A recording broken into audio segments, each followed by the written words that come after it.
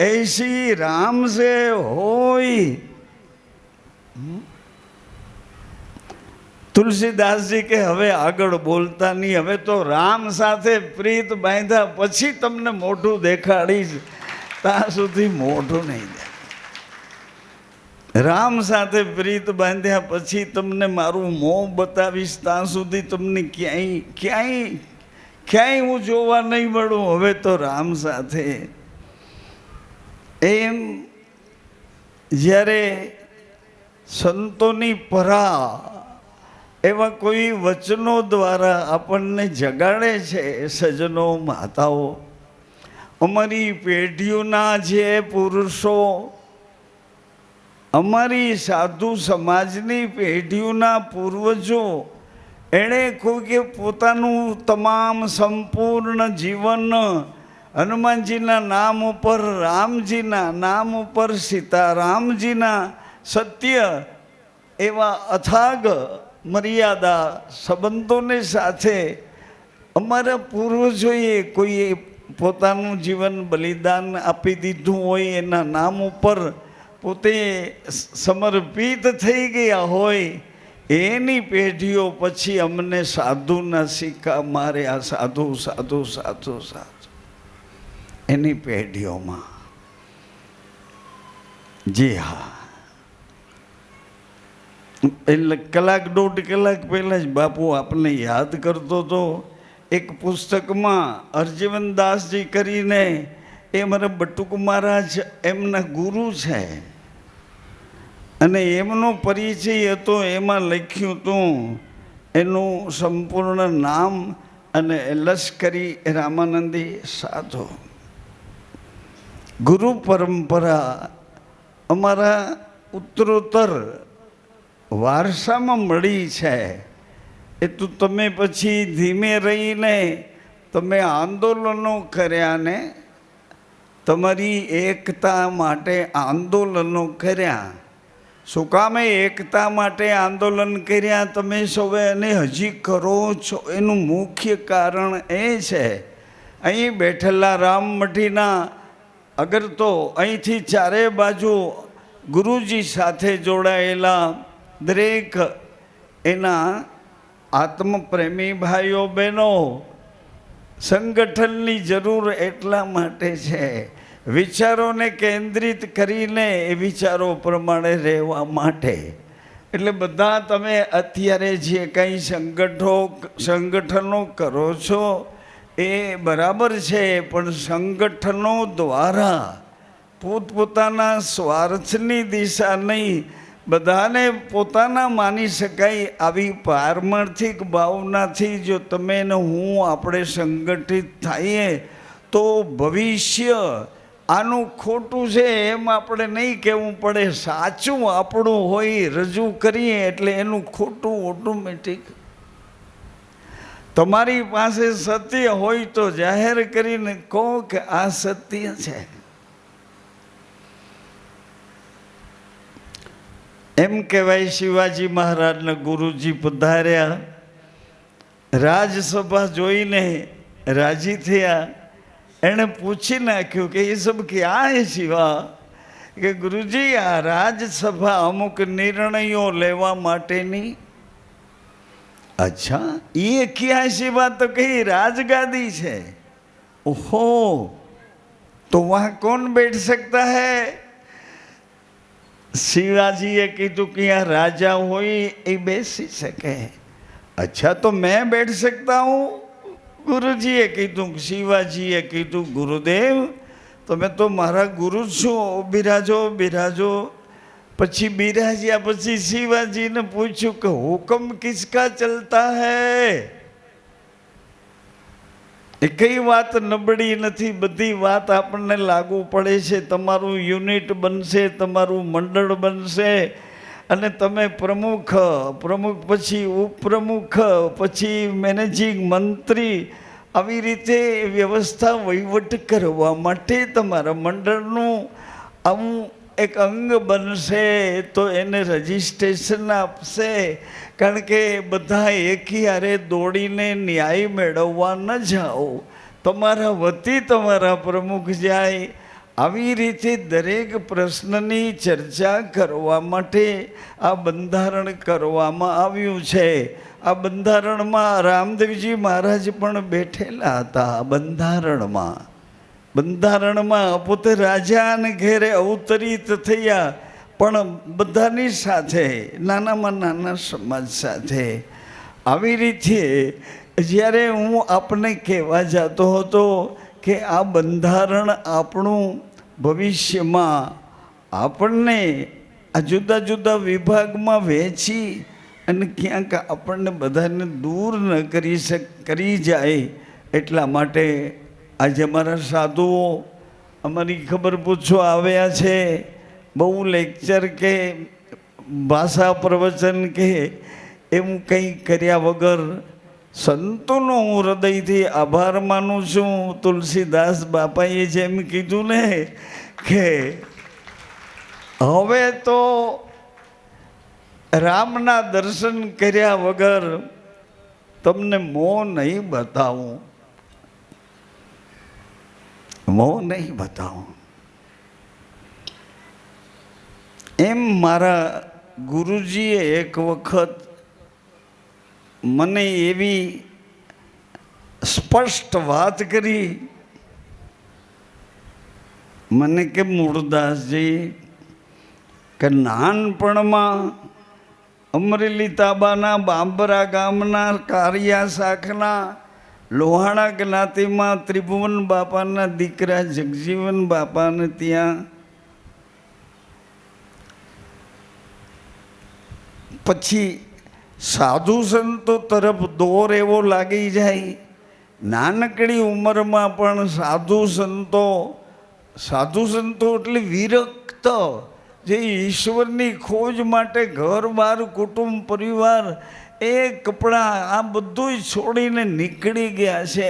કોઈ આ રાજ્યના પેલા રાજ્યના આ રાજ્યમાં આમ ઘૂમતા ફરતા જે તે વખતે ઐશ્વર્યને ગોતવા નીકળતા હતા. અત્યારની છે નહીં હોય. એટલે 14 વર્ષની ઉંમરે મને મૂળદાસજી મેં કે જી બાપા કે મને એવું થયું મારો સ્વભાવ એવો કે મને એમ થાય કે આ કામ મને કરવું જ છે, પછી કોઈ પણ ભોગે એ કામ કરીને જ રહું. હવે હર્ષદ બાપુ લશ્કરી હું બોલું છું એ વિચારે નહીં લાગુ પડે. કોઈ કામ એવું હોય અને હું ધારું કે આ કામ મારે કરવું છે એટલે કરીને જ રહું. તમને બધાને ખુલ્લું કહું છું, મારા ગુરુએ કીધું કે મારો સ્વભાવ એવો કે આ કામ મને કરવું છે, અશક્ય અહીંથી મૂકો એટલે એને નીચે જવું જોઈએ, એને બદલે અહીં અધરને અધર રહી જાય. આવું અઘરું કામ કેવી રીતે થાય? પણ તોય મને એમ થાય કે આવું કરવું છે. એમાં તમે સમજી જાજો. અહીં તમે આવો છો નિર્ણયો લેવા માટે. અમુક નિર્ણયો બદલી નાખો અને ઊંચા અને પવિત્ર નિર્ણય બદલવાનું કારણ એ તમને નક્કી કરાવે, પરિણામ આપે એવા વિચારો તમે પકડી લો છો. હમણાં જ મેં આપને કીધું કે તમારા સંબંધો આવી રીતના બની જાય છે. અમારી બેન દીકરી તો તમને પગે લાગે, પણ તમે દાઢીવાળા, મૂછુંવાળા, ખોખારો ખાવાવાળા, હુકમ કરવાવાળા, આંખ બતાવવાવાળા, જીભ બતાવવાવાળા, કદાચ હાથમાં કંઈક આવે તો ઘા કરી લેવાવાળા, આ તમે બાયુને પગે લાગો એટલે હદ કહેવાય ને ગજબ કહેવાય. આવો તો કયો ધર્મ છે કે બહેનો ભાઈઓને પગે લાગે? ભાઈઓ બહેનોને પગે લાગવાથી એકબીજા વચ્ચેના મતભેદ, એકબીજા વચ્ચેના કોઈ પણ ગેરસમજવાળા વિચારો જતા કરે. એ જ પગે લાગી શકે. પગે લાગવું એ કોઈ નાટક નથી. સમાજની વચ્ચે સમાજ વચ્ચે, એકલા નહીં. જેમ હોય એમ, પણ મારા ગુરુએ કીધું એ વાતમાં મને રસ પડ્યો. બાપુ એક જ મિનિટ હો, સંતો આવે એમને હું બોલવા દેવા માટે કોણ બંધ કર્યું? ચાલુ રાખજો. મને વાત કરી કે એક દિવસ ભણવામાં મારું ધ્યાન ઓછું હતું, એટલે ત્રાંબાના એક ત્રાસમાં 2-3 ખોબા શીંગદાણા અને એક ટોકરી મને આપી. એટલે નિશાળ છૂટે એટલે ટોકરી વગાડું, રાડા રાડી ન કરું, હાલો શીંગદાણા એમ ન કહું, ટોકરી વગાડું. એટલે છોકરાઓ બધા 1 પૈસો 2 પૈસાના શીંગદાણા લે. કોકને ખિસ્સામાં કાંઈ ન હોય, નિમાણો થઈને ઊભો હોય તો 2 દાણા હું એને એમને આપી દઉં. એટલે આ શીંગદાણાના કામથી મેં સંતોષ માન્યો. પણ બન્યું એવું, એક મહારાજશ્રીની પધરામણી થઈ બાબરામાં, અને હરિભક્તો હતા બધાય ભેળા થઈ. એનું એવું તો સ્વાગત કર્યું. મારા ગુરુ કી એક બાજુ ઓટે મેં શીંગદાણા વાળો થાળ મૂકી દીધો, અને એના જોવામાં એવો તલ્લીન થયો કરે, અરે આ 200 જેટલા માણસો નાચે છે, રમે છે, અને બધાય વાગે એવા ગીત ગાય છે. મહારાજશ્રીની વધાઈ કરતા હતા, પધરામણી કરાવવા માટે એટલા ભાવથી બધા નાચે રમે. મારા ગુરુ કે મારા મનમાં એવું થયું કે આવું મારે કરવું હોય, મારું આવું થાય તો મારે શું કરવું જોઈએ? શું હું કરું કે આવું સ્વાગત મારું થાય? આવો સવાલ અમને બે એકાંતમાં હતા, એટલે અમે આ વાતની ચર્ચા કરી. એ વાતને મેં આજ તમારી પાસે રજૂ કરી. પછી તમે બજારમાં એને ભૂંગરું વગાડીને કહેવા જાઓ તો તમે જાણો ને તમારો ધર્મ જાણે. મેં તો તમને પોતાના માનીને વાત કરી કે મારા ગુરુએ આવું કીધું કે આવું મારું કરવું હોય તો મારે શું કરવું જોઈએ?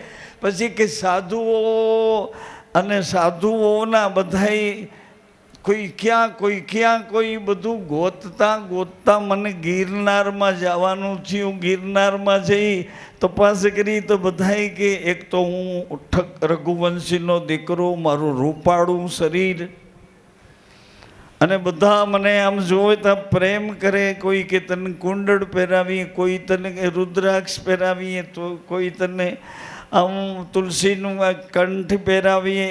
આવું બધાય કરવા માંડ્યા. એટલે હું જંગલમાં જઈને ઘૂમતા ફરતા પછી રોવા માંડ્યો. રોતા લગભગ 1.5 મહિનો નીકળી ગયો, ખબર ન રહી. એમાં રડતો તો ને એક 6 થી 7 વર્ષના કપડા વગરના બાળ યોગી દોડતા મારી તરફ આવ્યા. આવીને એણે સીધો મારા માથા ઉપર હાથ મૂકી દીધો.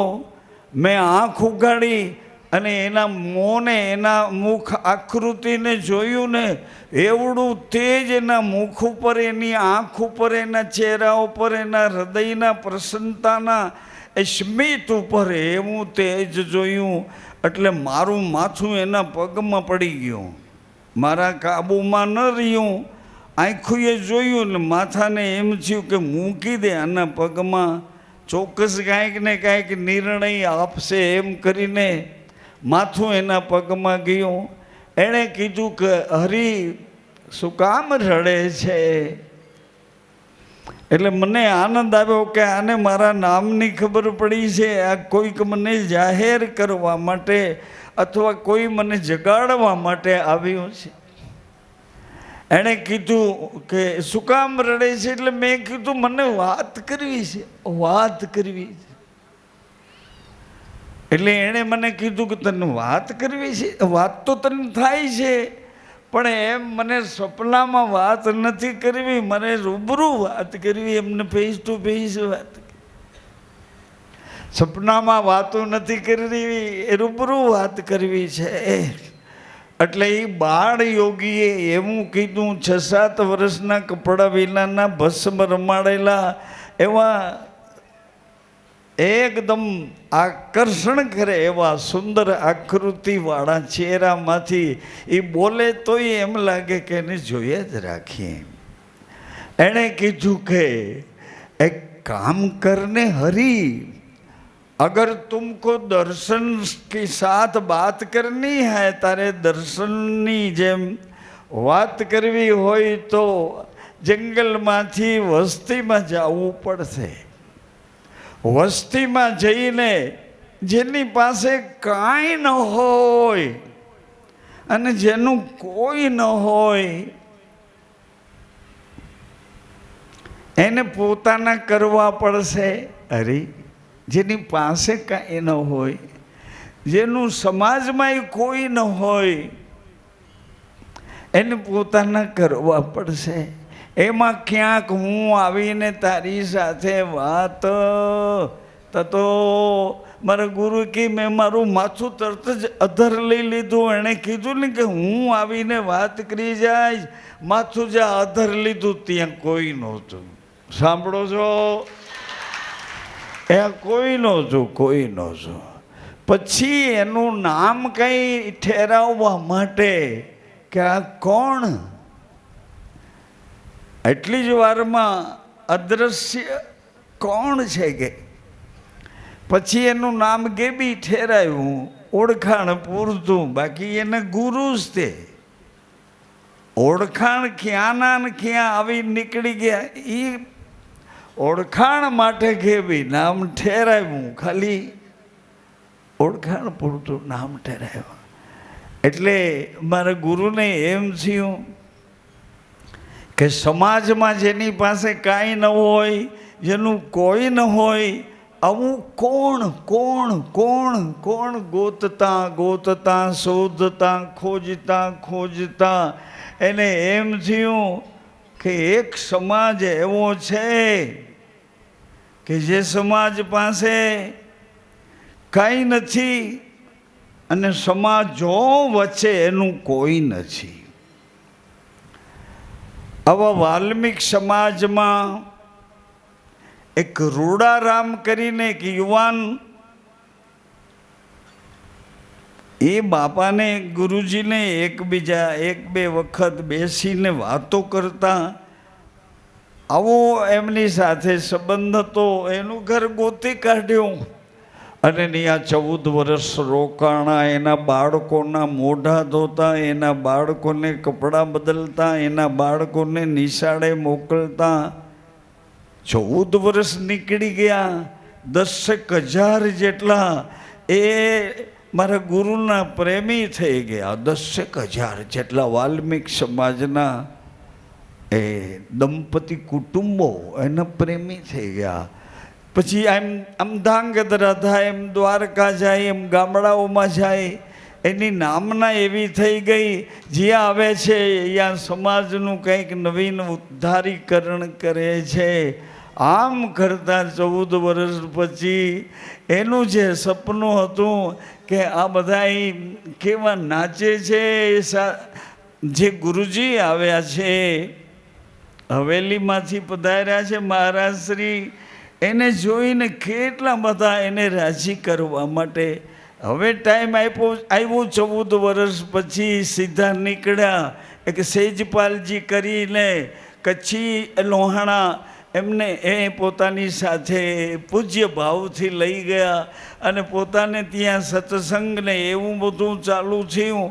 સમજણા શ્રોફ બજારના, ઝવેરી બજારના, હીરા બજારના, લોખંડી બજારના આવા બધાએ જેને જે ઘટતું હતું બધી વાત આમની વાતોમાંથી એમ કરતાં એક નવું યુનિટ બન્યું મુંબઈમાં. પછી જન્માષ્ટમીનો ઉત્સવ ઉજવવામાં આવ્યો અને જન્માષ્ટમી અમારા ગુરુની જન્માષ્ટમી એ ઉત્સવમાં અમને એ વખતે હું મારા ખ્યાલથી રાજકોટ રેડિયામાંથી ભજન બોલતો અને મને ચાન્સ મળ્યો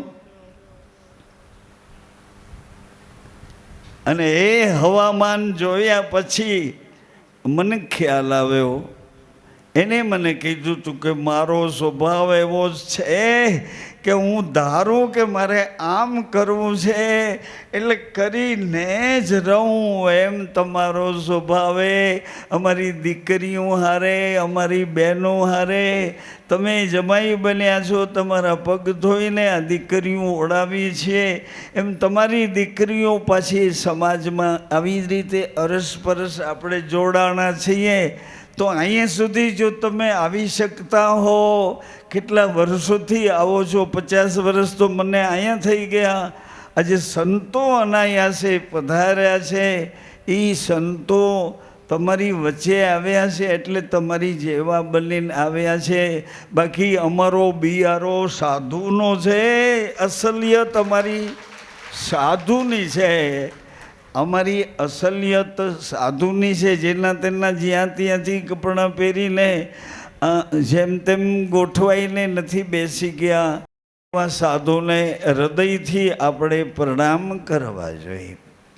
સાધુ ઓનર હમકો ભાવે. આજે એવા સંતોને આપણે હૃદયથી પ્રણામ કરીએ. આના ઓળખીતા છે, આમ તેમ એવી ખોટી ઓળખાણો ન કરીએ. સંત ઓળખે તો આવી રીતે ઓળખે. રત્નાવલીએ તુલસીદાસજીને કીધું કે આ ચામડા ઉપર આવી પ્રીત છે, જૈસી પ્રીત ચામ છે એસી રામ છે, હોય આ ઓળખાણ કરાવે એને સંતો કહે છે. તો આજે અમે આ સંતોનું હૃદયપૂર્વક સ્વાગત કરીએ છીએ. એ અમારી એક ફરજ છે. એ લોકો મને કંઈ ખબર ન રહી અને મને એમ કે ભાઈ 79માં શરીર આટો દેવા આવ્યું છે, એમાં શું ઉત્સવ કરવા, જન્મદિવસને અંતે. પણ ચારે બાજુથી આવું બધું તમે તૈયાર કર્યું એટલે કદાચ હું લલચાણો હું. આ બધું ચારે બાજુથી ઓઢાડતા હતા એટલે હું કદાચ ભૂલી ગયો હોઉં. 70,000 વીર માતાઓ, ગંગા સ્વરૂપ માતાઓ, વિધવા માતાઓ, એમની પૂજા મને સૌરાષ્ટ્ર, કચ્છ, કાઠિયાવાડ, ગોહિલવાડ, ઝાલાવાડ, હાલાર, સોરઠ, બરડો, બારાડી, ઓખા, આવા એક રોટલાના ટુકડા જેવા નાનકડા ભાગમાં આ પ્રદેશ છે ને, એ પ્રદેશ અહિંસક પ્રદેશ છે. આ પ્રદેશ તપોવન છે. આ તપોવનને ખબર છે કે વિધવા કોને કહેવાય, તપોવનને ખબર છે કે કુંવારિકા કોને કહેવાય, તપોવનને ખબર છે કે ગ્રસ્તાશ્રમ કોને કહેવાય. એટલે વીર માતાઓની, વિધવા માતાઓની એક પૂજા મારા ભાગમાં 70,000 પૂજા કરી લઈશ એટલે 65,000 થઈ ગઈ અને 1.25 લાખ પૂજા કરવાની છે. આ પૂજા કર્યા પછી વળી પાછું તમારી પાસે કોઈ લેક્ચર કરવાની કે કોઈ સરવાળો બાદબાકી કરવાની ગણતરી નથી. આ હમણાં મુનિ મહારાજે કીધું એમ જ હું આપ સૌનો ખૂબ ખૂબ આભાર માનું છું. અને આ સંતો પધાર્યા છે એ તો કંઈ મારી પેઢીઓના પુણ્ય હશે. અને સંતો માટે તો હું દોડાદોડી કરું છું. સંતો માટે રામાનંદીય કે વૈષ્ણવ માર્ગીય કે શિવ પંથ સાથે જોડાયેલા આ ત્રણેય વિભાગોમાં અમે સંતત્વને અલગ અલગ કર્યું નથી. ત્રણેય સમાજોમાંથી સંતો પધાર્યા છે અને સંતત્વ એને સાચવી રાખ્યું છે. એ પેઢીઓને હું મારા હૃદયથી કોટી કોટી પ્રણામ કરું છું. આ સંતોમાં અમારે માટે ક્યારેય કોઈ પણ પ્રકારની જુદાઈ રાખી નથી અમારી પેઢીઓએ, અને અમારા વારસદારોએ ન રાખે આવી ભાવના કરું છું.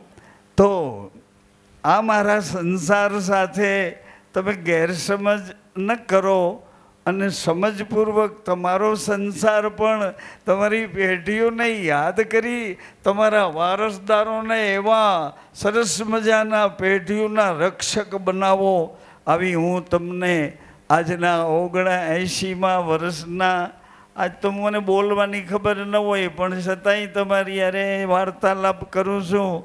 આજના આ દિવસે, આજની આ રજનીએ, આજના સત્સંગે હું પ્રાર્થના કરું છું કે આ લોકો એના દરેક દિશાના તમને સમજ પડે એવી રીતે વાર્તાલાપો કરીને તમારા ધર્મને સમજાવતા રહે. કારણ કે સમજ છે એ તમારી પાસે છે, પણ ભૂલાવી દેનારા પણ એટલા બધા છે. અહીંથી ઉઠ્યા પહેલાં લગભગ 80% તો અમારું આખું બધું વળતર અહીંને અહીં મૂકીને જાશો. 20% તમારી જાગૃતિ એ 20ને બદલે 50% બને એવી પણ પ્રાર્થના કરું છું. હવે મને જે કહેવાનો અવસર છે એ અવસર એ છે, એ અવસર હું તમને વાર્તાલાપથી નહીં પણ હું તમને વાત વચ્ચે વિસામો લેતા જાઓ અને તમે એને સમજતા જાઓ.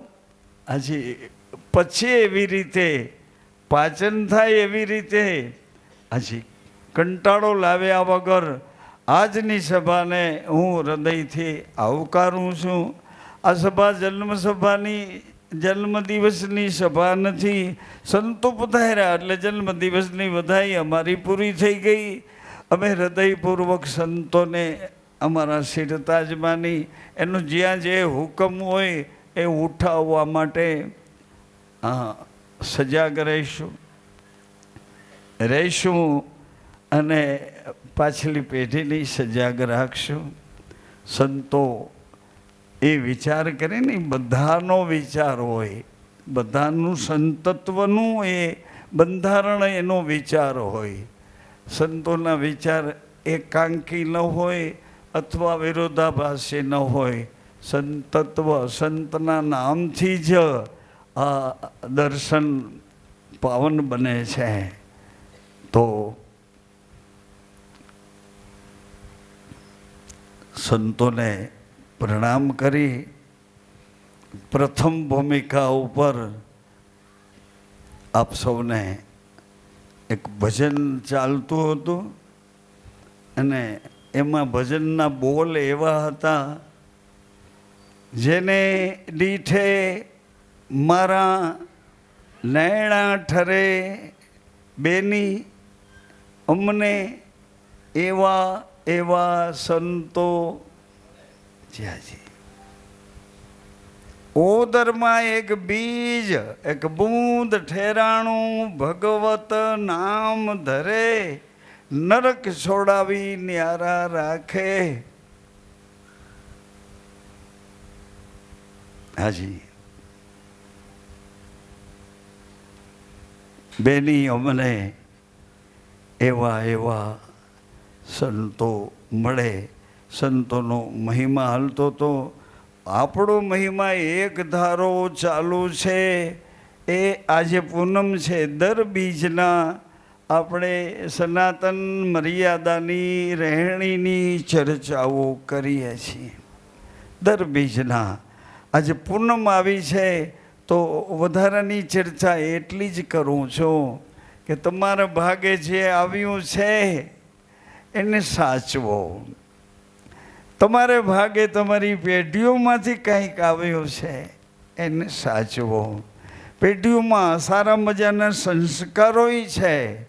પેઢીઓમાં ક્યાંક ક્યાંક કોઈ ગેરસમજો હોય તો એનું નિવારણ કરવાનું પણ એ પેઢીઓમાં જ છે. તો જવાબદારીથી પોતાનો સંસાર જે ચલાવે સાચવે છે એ સંસારિકતા સાથે આપણે બેવને એક એક નિયમ આપ્યો છે. આ નિયમનું પાલન કરવામાં તમને ક્યાં તકલીફ પડે છે, અથવા તો નિયમ તમને ન સમજાણું હોય તો ક્યાં અટકો છો કે આ નથી સમજાતું, એ વાતની સ્પષ્ટતા કરવામાં 4, 6, 12 મહિના ન જાય ને એકાદો મહિનો આપણે એને છૂટી આપીએ કે ક્યાં અટક્યા છો અથવા ક્યાં ગેરસમજ કરીને તમારા પોતાના અંગત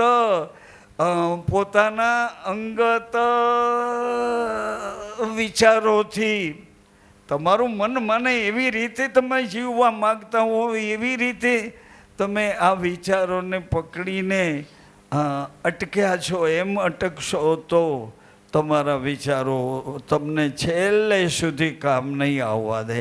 અટકો નહીં. પણ એક નાનકડું ઉદાહરણ આપીને મારી ચર્ચા પૂરી કરું. એક માણસ સમાજની દરેક દિશાઓના દરેક અનુભવ કરતાં કરતાં કંટાળીને એણે એમ થયું કે જીવી નહીં શકું. આ બધી બાબતોનું નિવારણ કરવાની મારામાં કોઈ શક્તિ નથી.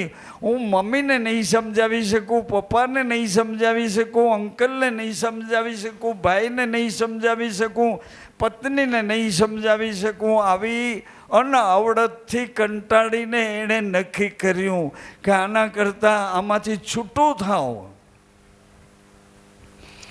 સાત્વિક વિચારોથી જીવવા માગું છું, પણ આ કોઈને હું પહોંચી શકીશ નહીં. એટલે એણે છલાંગ મારી ઊંડા પાણીમાં.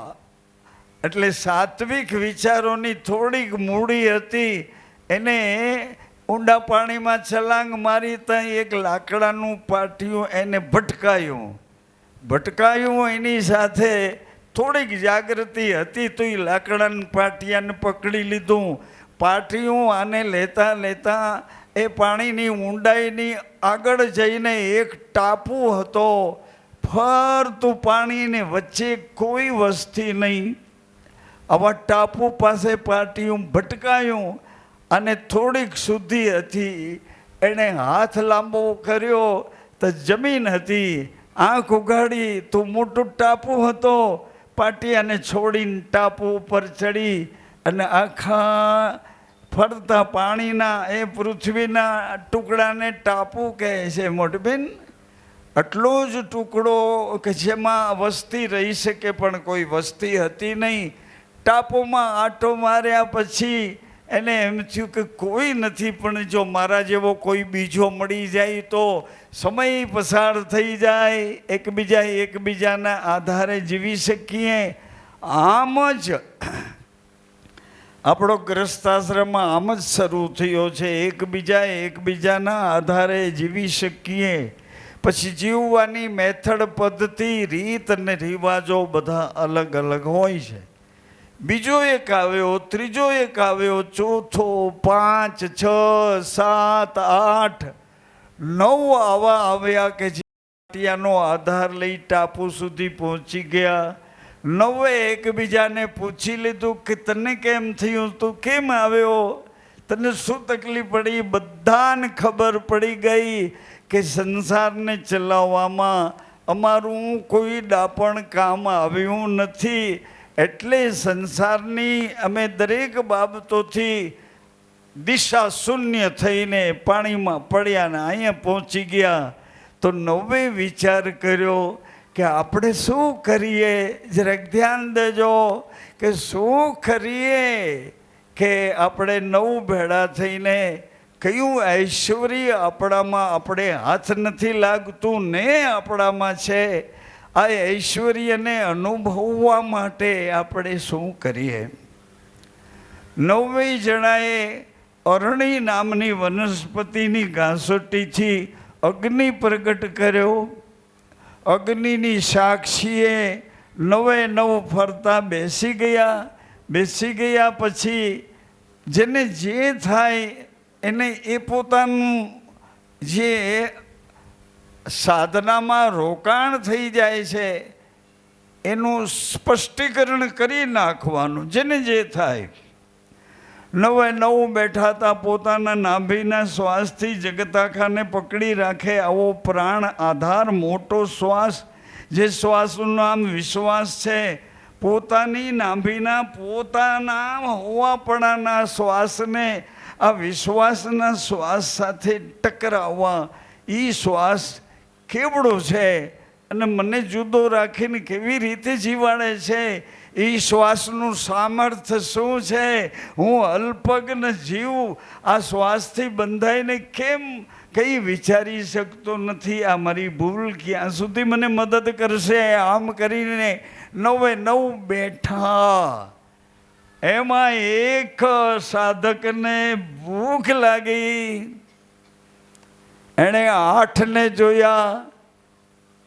8ને જોયા પછી વિચાર કર્યો કે કોઈને ભૂખ નથી લાગતી.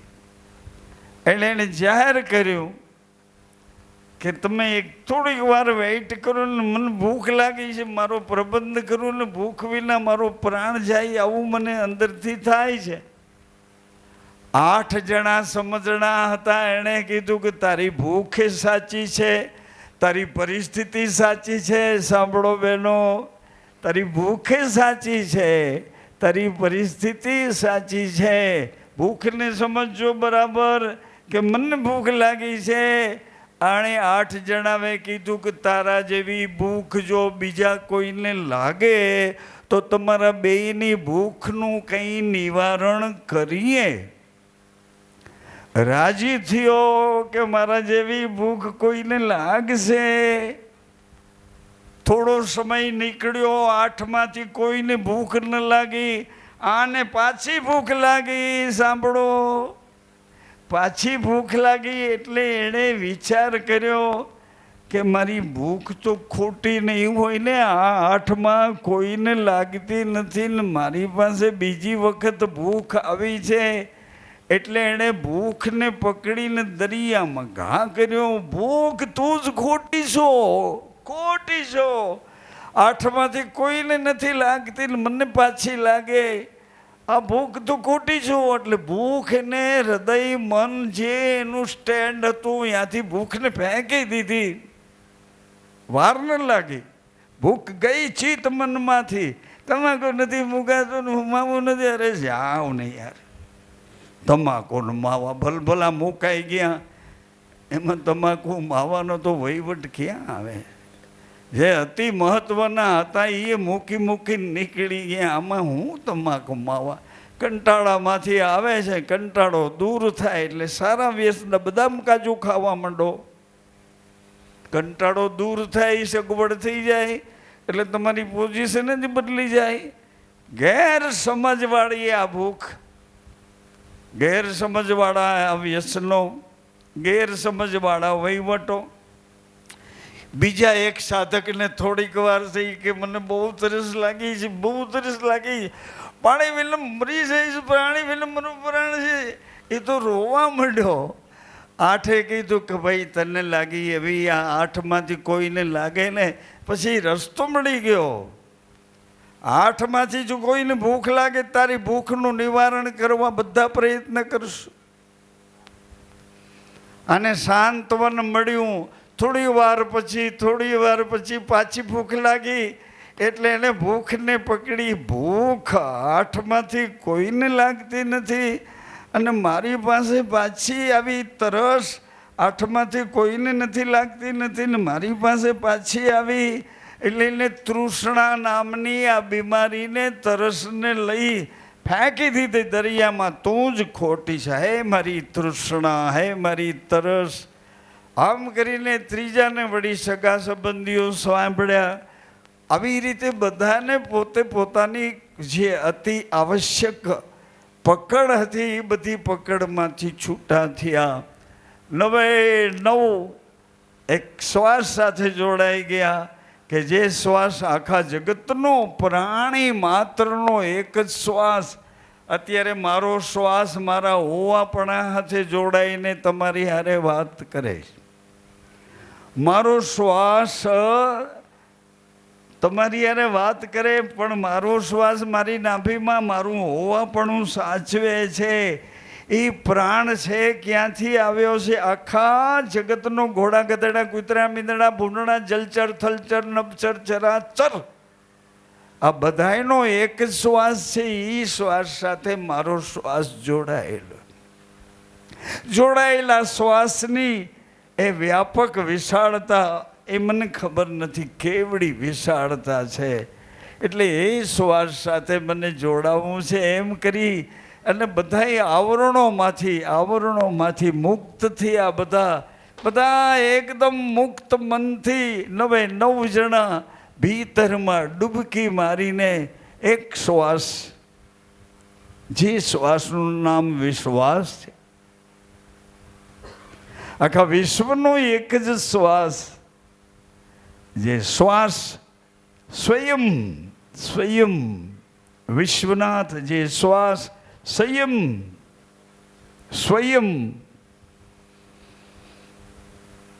9 જણા એક પુરુષ પ્રગટ થયો, જે સંયમ હતો, જે સ્વયં હતો, વિશ્વાસ પુરુષ પ્રગટ થયો અને 9 આવકારીને કીધું કે આવો ને તમે મારા છો, આવો ને તમે મારા છો, આવો ને તમે મારા છો.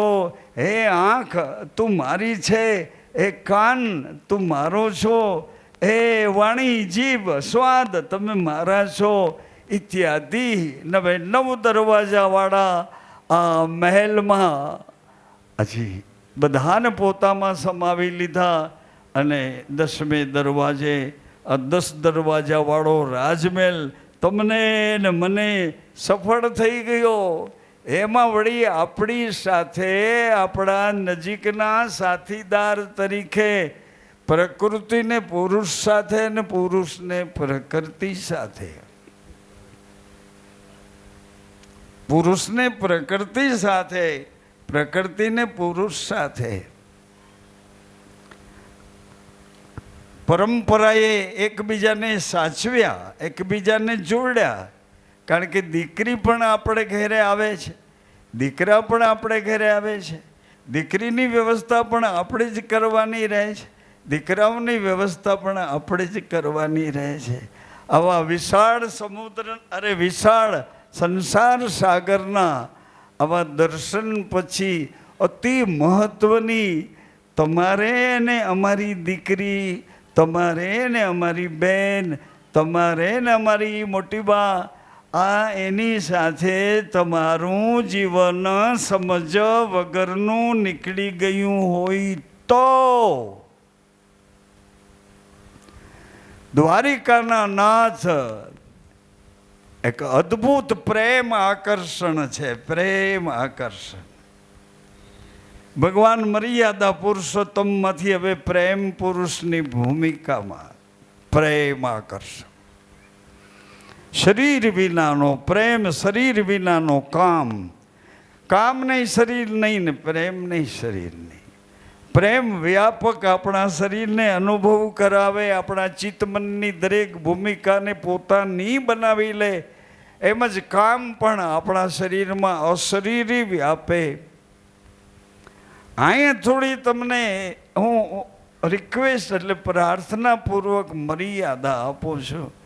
કારણ કે અહીંથી બજારોમાં તમે આ વાર્તાલાપ કોકને કરાવીને તમારો પ્રભાવ પાડવા જાઓ એવી આ કોઈ વાતો નથી.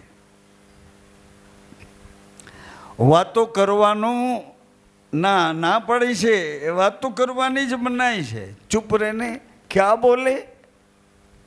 બોલે તું તારામાં મગન થઈ ગયો, તારામાં ડૂબી ગયો છું, પછી બોલવા વાળો એમાં કોઈ છે નહીં, શું બોલીશ? ઊંચી સમજણવાળા 8-11 જે બેઠા છે એ લોકોની હારે હૃદયથી હૃદયની વાત કરું છું. સમજવા માટે, સમજ્યા પછી પણ એમાં તર્ક કરવા માટે સમજણ સુધી ન પહોંચાતું હોય એવું તો કંઈ છે જ નહીં. તમે સમજી શકો એવા સમજણા આત્માઓ છો. પણ સાધન વિના, સાધન જ્યાં સુધી હાથમાં નહીં આવે ત્યાં સુધી સાધના કરી શકાશે નહીં. સાધના ક્યારે કરી શકાશે? આ બોલે છે એ પોતાનું કર્તવ્ય પાલન કરવા માંડશે કે નહીં નહીં નહીં નહીં નહીં, એ મને નહીં પીવું, નથી પીવું, નથી પીવું, નહીં નહીં, એ મને નથી ખાવું, નહીં નહીં નહીં, એમાં મને નથી ડૂબવું, નહીં નહીં નહીં.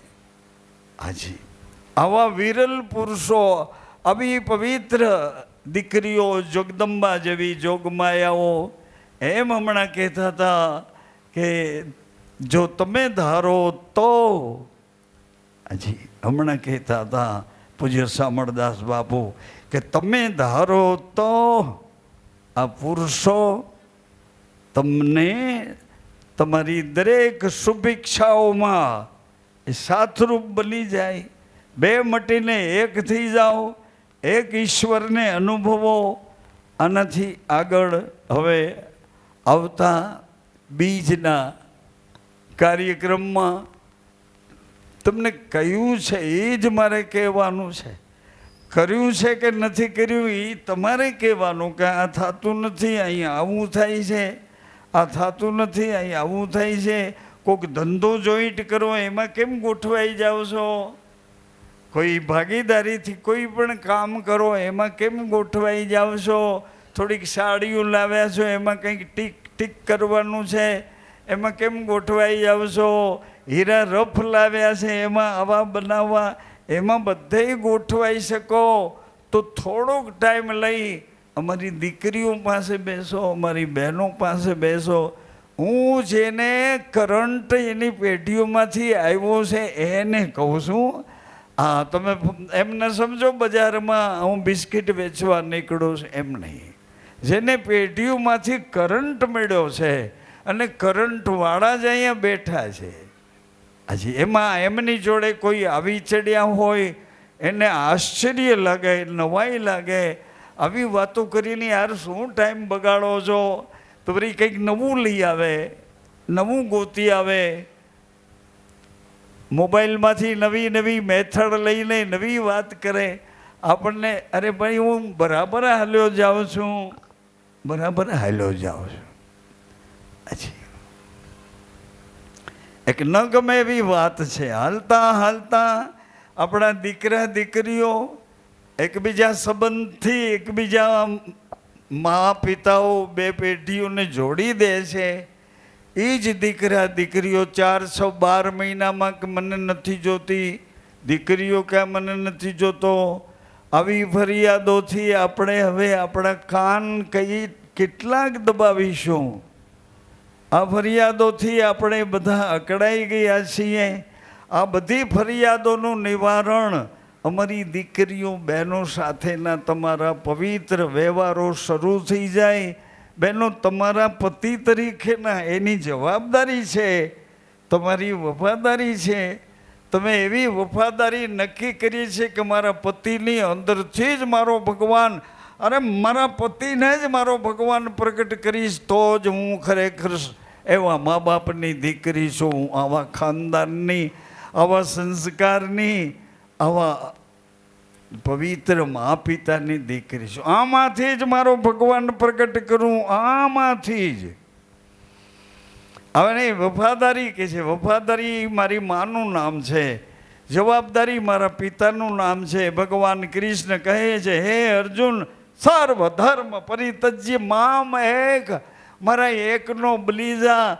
એટલે હું તને અનાસક્ત, ક્યાંય તારી આસક્તિ ન થાય આવી રીતનું તારું જીવન બનાવી દઉં, અનાસક્ત યોગ આપું.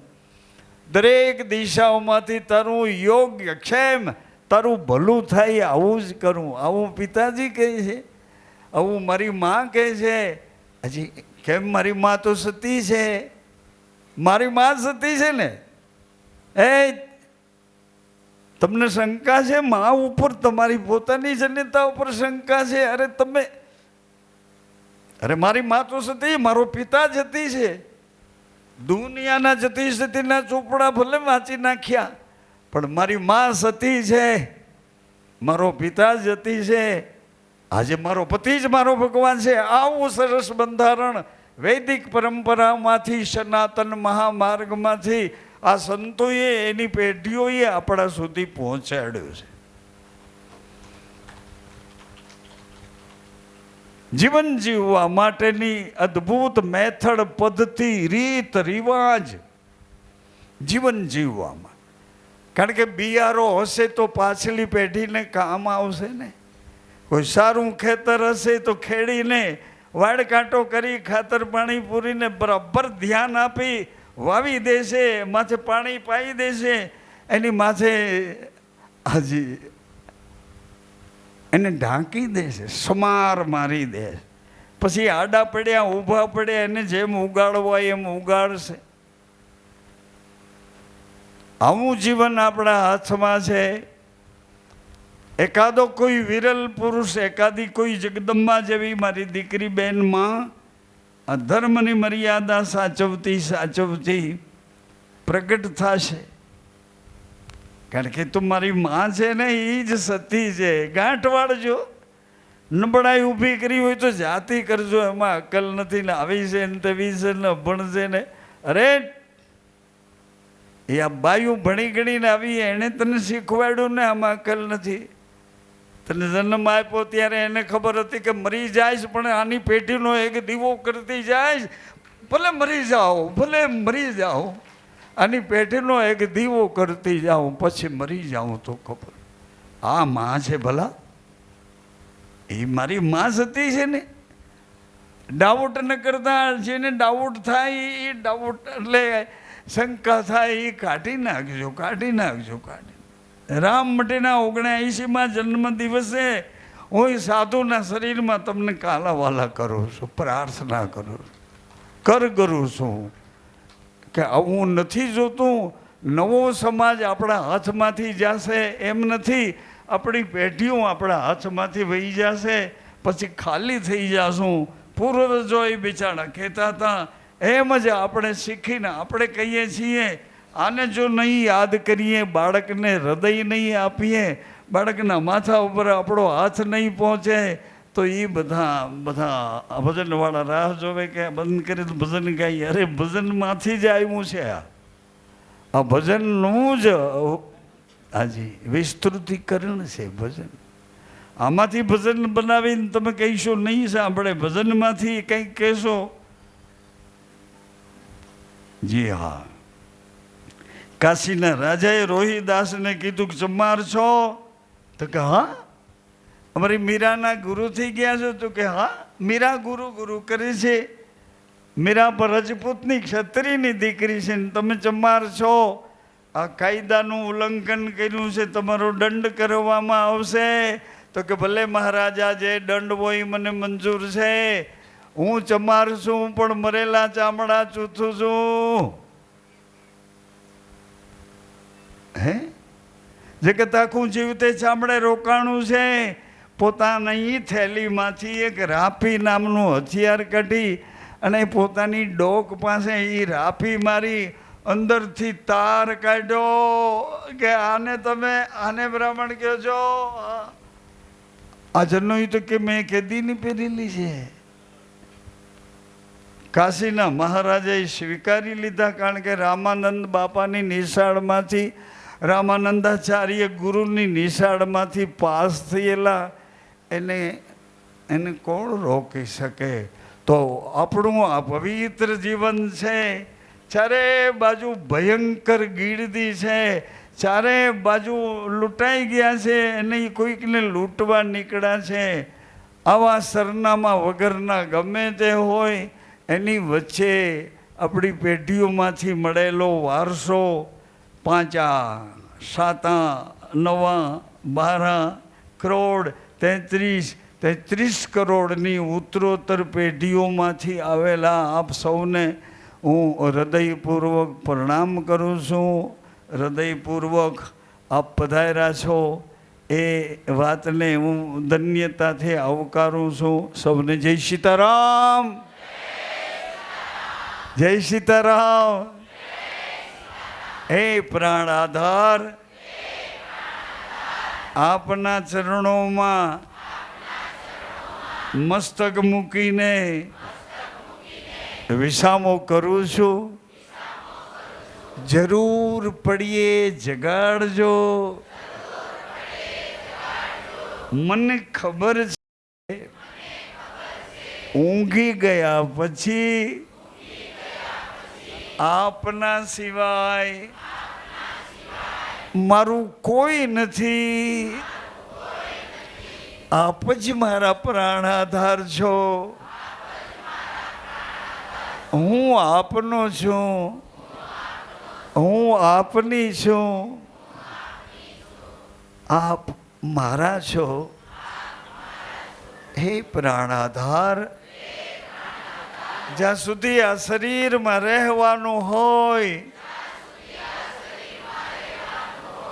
મારા કાન આપનો મહિમા સાંભળતા રહે, મારી આંખો સર્વમાં આપનું દર્શન કરતી રહે, મારી વાણી સદૈવ આપનો મહિમા ગાતી રહે. હે પ્રાણાધાર, જ્યાં સુધી આ શરીરમાં રહેવાનું હોય, મારું હૃદય આપના ચરણોમાં શુદ્ધ પ્રીતિ કરતું રહે. આપે વચન આપ્યું છે, જીવ જ્યારે મારી સન્મુખ આવશે ત્યારે તેના કોટી કોટી અપરાધો કર્મો પાપો દોષો ક્ષમા કરીશ. હે પતિત પાવન, હે અધમ ઉદાહરણ, અનાથોના નાથ, આપનું વચન સંભાળો. અમોને પોતાના માનીને કાયમ ધણી અમારી રક્ષા કરો, અમારો જન્મ સુધારો, અમારો ફેરો સફળ કરો, નવું જીવન આપો, નિરોગીતા આપો, સહનશીલતા આપો, સંયમ નિયમનું બળ આપો, પરસ્પર શુદ્ધ ભાવ આપો, ક્ષમા કરો, રક્ષા કરો. ધ્યાન મૂલમ ગુરુ મૂર્તિ પૂજા મૂલમ ગુરુ મૂલમ ગુરુ વાક્યમ સદગુરુ તમેવ માતા ચ પિતા તમેવ બંધુ ચ સખા તમે વિદ્યા દ્રવિડં તમે સર્વ મમ દેવ સર્વવ્યાપી સમર્થ સદગુરુ મહારાજ વિશ્વનાથ મહાદેવ રામચંદ્ર ભગવાન બિંદ્રાવન બિહારી લાલ પ્રસન્ન રહો દ્વારિકાધીશ અજમલ ઘર અવતાર નિત્ય ગોપાલ બાળ સ્વરૂપ રામદેવજી મહારાજ નિત્ય ગોપાલ બાળ સ્વરૂપ શ્રી હરિદાસજી મહારાજ નિત્ય ગોપાલ બાળ સ્વરૂપ કે બિલાલ મહારાજ હનુમાનજી મહારાજ ગજાનંદ ગુણપતિ મહારાજ પૃથ્વી માતા ગૌ માતા તાપી મૈયા भारत माता भारत के संतों भारत के तीर्थों प्रसन्न रहो भारत के अमर पुरुषों प्रसन्न માતા પિતા નમઃ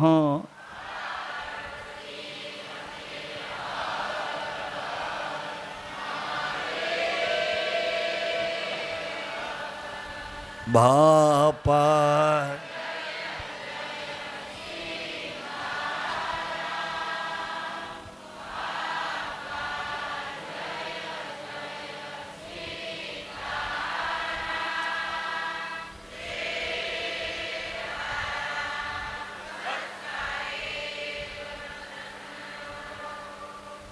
જય શ્રી રામ, જય શ્રી કૃષ્ણ, જય ગુરુ રામ, જય નાગેશ્વરી.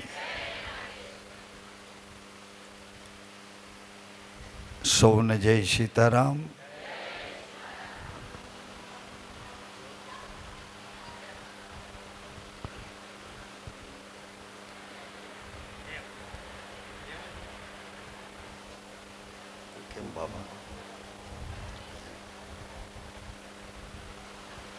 એટલે આ પણ શ્રાવણ મહિનો, આ તો ઓલો છે ને અષાઢ મહિનો તો છે ને,